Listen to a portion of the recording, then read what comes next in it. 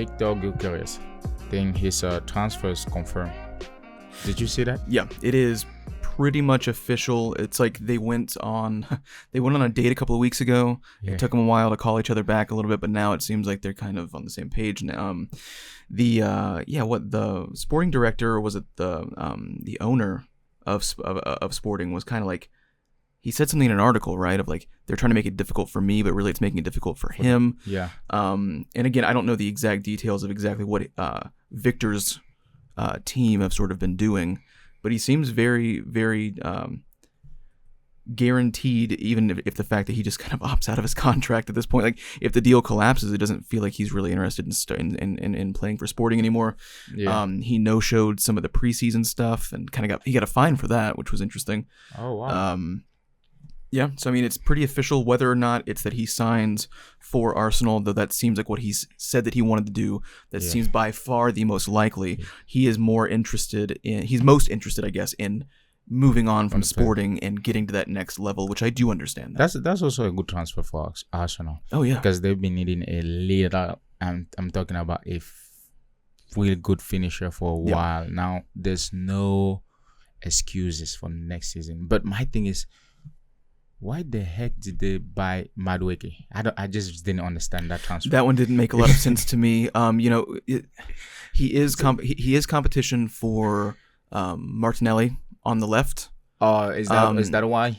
And they are looking at moving Trossard on. Yeah. So, you're at that point, though, you're not.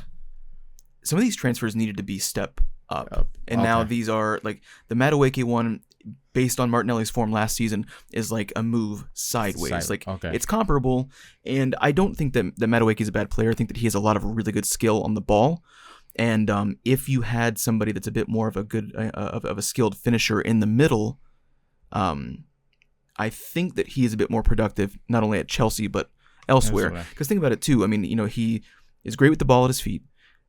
He's very technically sound. He's got great pace, but he's feeding the ball more often than not into Nicholas Jackson. Yeah. And we've had that conversation. Yeah. Now, I'm not saying that he's going to be, an absolute assist machine if he is feeding into Victor Gyökeres, because Gyökeres has to have the finished product as well. So now you have two new guys into the system.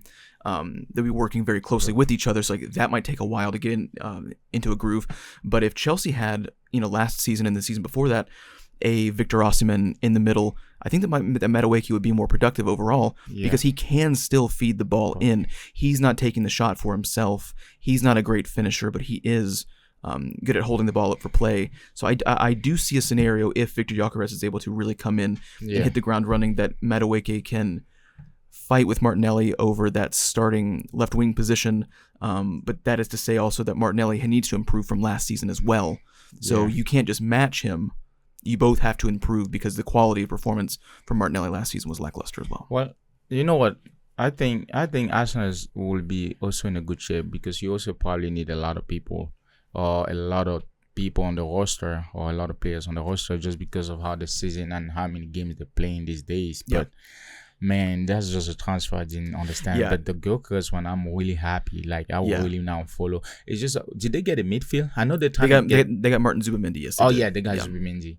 And I think they're also trying to poach Easy.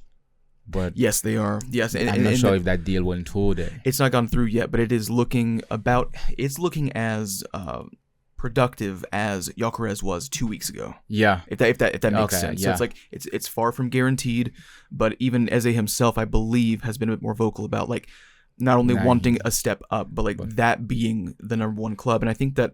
I mean, it's like every club that in a transfer window, or especially two back to back, where you bring in somebody big, you bring in somebody else big, and then all of a sudden it's easy. Yes. It's easy to convince people because they can see the upgrades and what the team is going to look like in their complexion.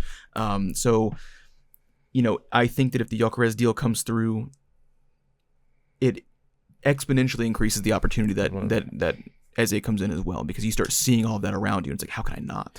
Because it's not just about leaving Crystal Palace. You want to go to an up, because I mean, United is a step up from Crystal Palace. But you want to go to a team that you feel like you have more opportunity or the probability of winning any other competition. Yes, it's always money. If you take money out of the equation, and we're just talking about the team itself, you want to see yourself in that, getting as much minutes as possible, but also you want the highest possibility of success as well. Because if not, you start looking at a Jack Grealish situation where they are winning silverware, but he's not getting the minutes. Or you can get all the minutes at Manchester United, but you're not getting any silverware, and you know it. Yeah. So it looks like Arsenal right now, because they don't have the deepest bench, but everybody that they're bringing in does feel like they can be fighting for a top spot, and you want to be a part of that first side that brings home silverware in a long time. Like, you want to be in that first phase. You don't want to come in late into that dynasty if you're trying to build the dynasty. It means Andre was the sporting director and Better, or Andrea Better. He's actually working, because at least it looks like the transfer he's picking, it might not be, well, not even that. I think he's picking players that will come in and fit well. I'm not sure if it's exactly what Arteta wants, but it looks like it's exactly what the team will need to be successful, in a sense. Yeah, like everything makes sense. You wanted a good backup keeper. Kepa Arrizabalaga is not the best number one, but as far, they got him for like $4 million, I think. Yeah. And I do think that he is a suitable backup. I really do believe that.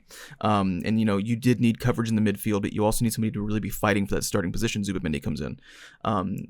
Victor Gyökeres is the big answer for the forward mishaps of the last couple of seasons. Without a doubt. Whether or not the quality is assured, I'm not saying that, but the style of play and what he brings to the table statistically, and just positionally, like, they do need that. So whether or not he is going to be a better fit overall than someone else, they will have a comparable style to him. He is what they're asking for. And I think in terms of the squad itself, it makes a lot of sense. But I think Rodrigo is not coming. And I think it cooled off a little bit. Yeah, I think I don't even think he's leaving Madrid. Although he's not getting the minute, I just feel like it's a whole scheme to still have his name in the press or whatever. That's what I think. I think that it could be a little bit of that, and I also think that it could be a little bit of the short list of clubs to go to after Madrid is very small. That's true. It's very small, and you so have it's to step up. I don't know. Are you stepping down a little bit? Yes, I can't think of a club statistically over the last 10 years that is stepping sideways from Madrid. I mean, like in terms of popularity, in terms of money, in terms of being within the final stretch of the Champions League year in and year out, sure. But in terms of the domestic and the European silverware, there is nobody that's on that level. The closest thing is Liverpool, and they seem to win something every couple of years. Man City. I think he would be good at Man City, though. I think he would be too. But what I'm saying is, like, if you actively want to leave Real Madrid, that list is very small. Arsenal did make sense, but the issue is that once that deal is not going to happen, now that short list is even shorter, and it becomes increasingly easier to just kind of go back to what's familiar and accept the lack of minutes. But I say it again and again. I think that he's underrated. I think that he's underrated in what he brings to their system.